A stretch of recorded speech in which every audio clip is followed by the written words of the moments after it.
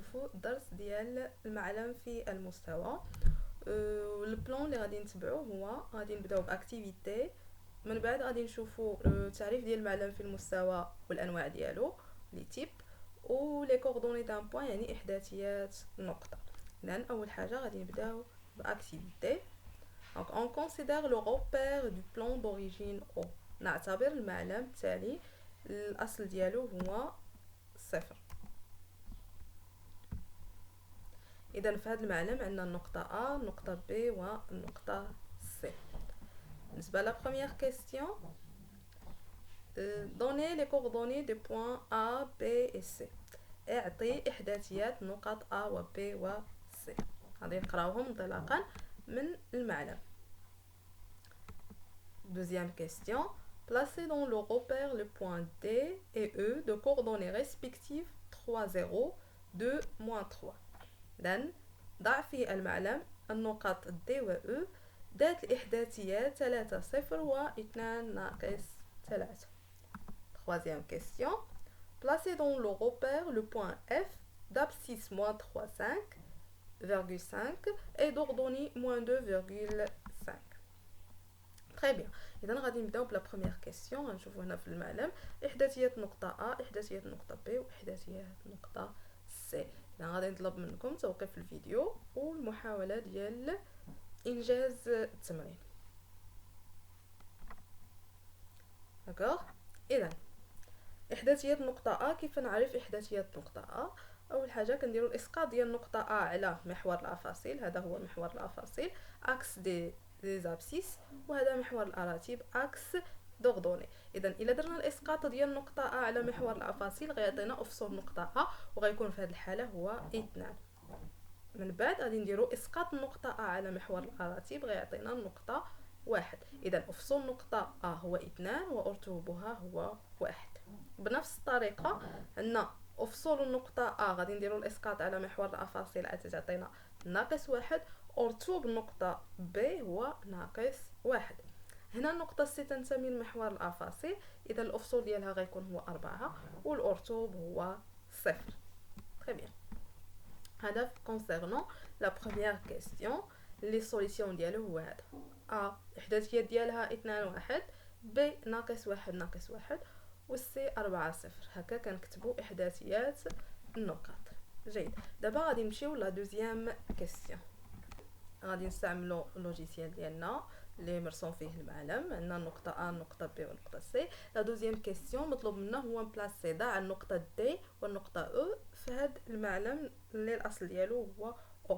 اذا غادي نشوفوا الاحداثيات ديال النقطه E. دونك D هي الاولى، D الاحداثيات ديالها هي 3 0. اذا الافصول هو 3 والارتوب هو 0. اذا النقطه D غادي تكون حتى هي كتنتمي المحور الأفاصيل. دونك الأفصول هو 3 والأرتوب هو. إذا نشوفوا النقطة أو الإحداثية ديالها 2 ناقص 3. إذا 2 ناقص 3، 2 في محور الأفاصيل ناقص 3 في محور الأراتيب. إذا النقطة أو غادي تكون هنا 2 ناقص 3. très bien. هي هذه النقطة أو. C'est ça la deuxième question. غادي نباسيو دابا لا troisième question. المطلوب منا هو انشاء النقطه F ذات الافصول ناقص 3 5 وذات الارتوب ناقص 2.5. اذا الافصول غنمثلوه هنايا، دونك ناقص 3.5 والارتوب ناقص 2.5، وغادي نديرو نقطه التقاطع ديال ناقص 3 مع ناقص 2.5. غادي تكون عندنا F هنا.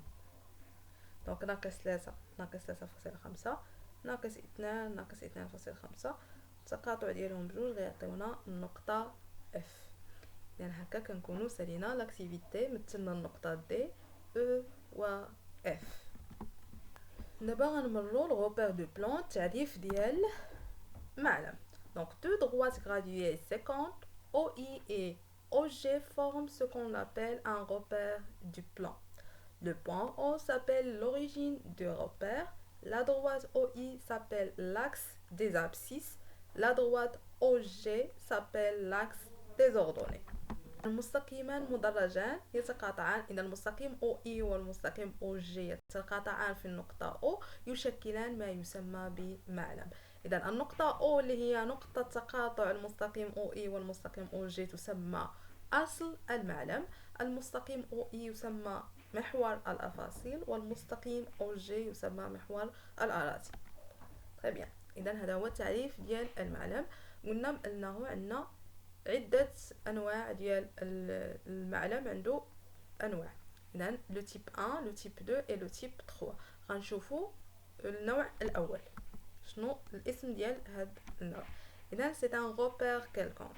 غوبير كيلكونك تيكونوا المستقيمين OI و OG متقاطعان.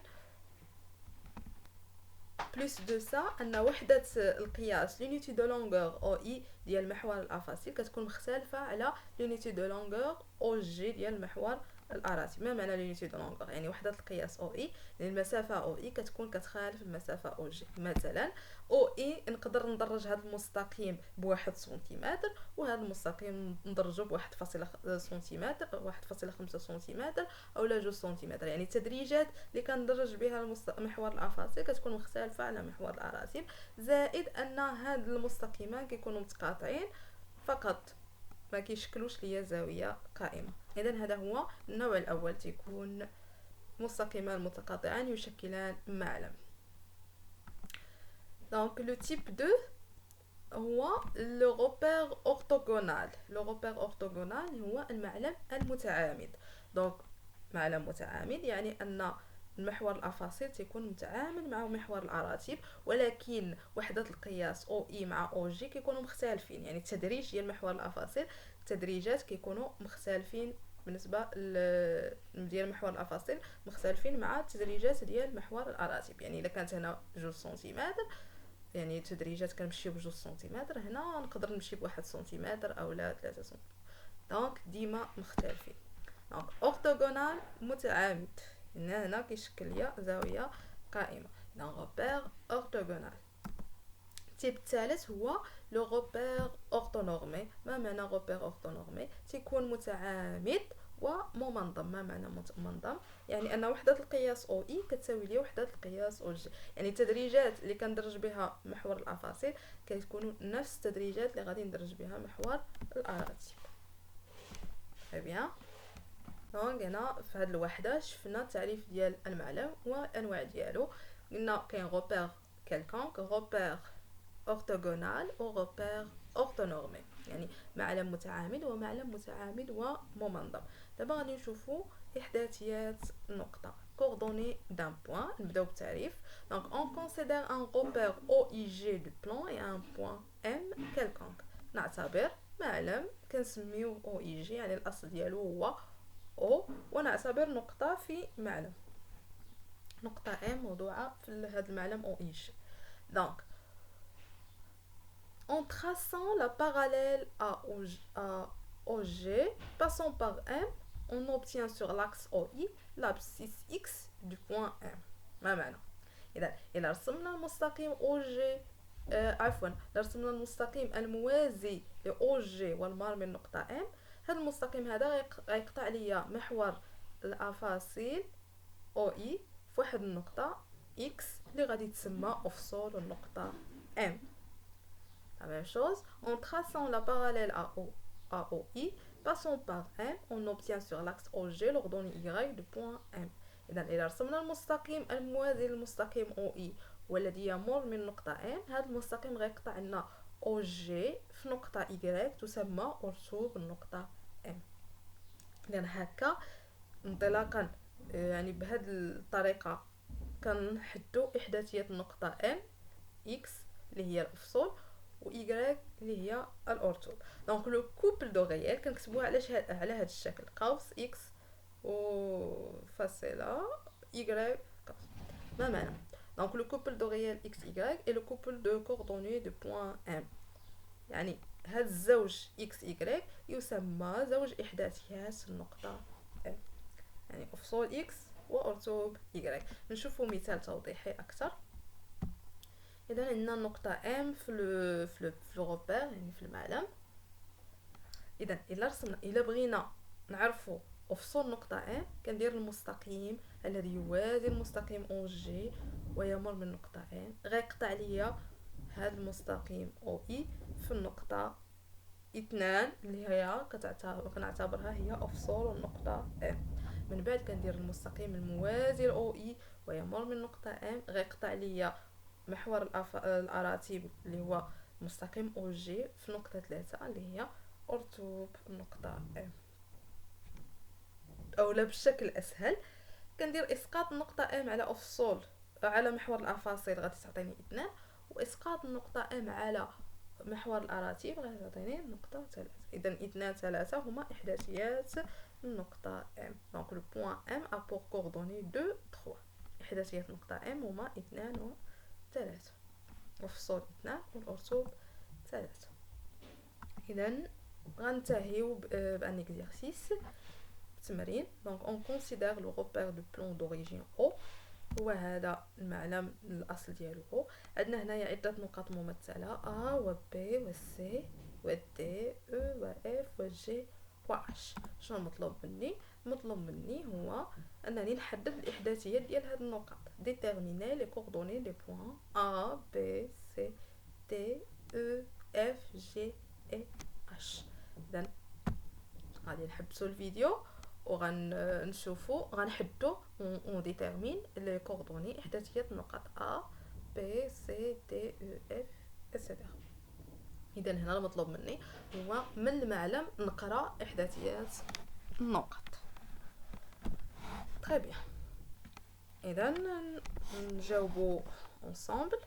نبداو بالنقطه هنا. النقطه ا تنتمي لمحور الافاصيل، يعني الافصول ديالها غيكون هو 3 والارتوب هو 0. النقطة ب تنتمي لمحور الاراتيب، يعني الافصول ديالها هو 0 والارتوب هو 2. سي غادي ندير الاسقاط على محور الافاصيل غادي تعطيني 2، والاسقاط على محور الاراتيب غادي تعطيني 1. اذا الافصول هو 2 والارتوب هو 1. بنفس الطريقة الافصول ديال دي هو 5، الارتوب هو ناقص 2. دونك دي نمشيو لاو دابا. الافصول ديال النقطه او هو ناقص 2 والارتوب هو ناقص 3. بالنسبه للنقطه اف الافصول ديالها ناقص 3.5 والارتوب ناقص 2.5. جي الافصول هو ناقص 3 والارتوب هو 1.5. بالنسبه لاش الافصول هو ناقص 2 والارتوب هو 3. très bien. اذا السوليسيون تقدروا تنقلوا عندكم سوليسيون هما هادو نقطه ا بي سي دي او اف جي اش. هكا غنكونوا سالينا الفقره ديال اليوم كونسيرنون ديال معلم في المستوى. هذه غير الجزء الاول من الدرس ديال معلم في المستوى. ميرسي بور فوتر اتونسيون. شكرا على حسن التتبع ديالكم. À la prochaine vidéo, Inch'Allah. Merci.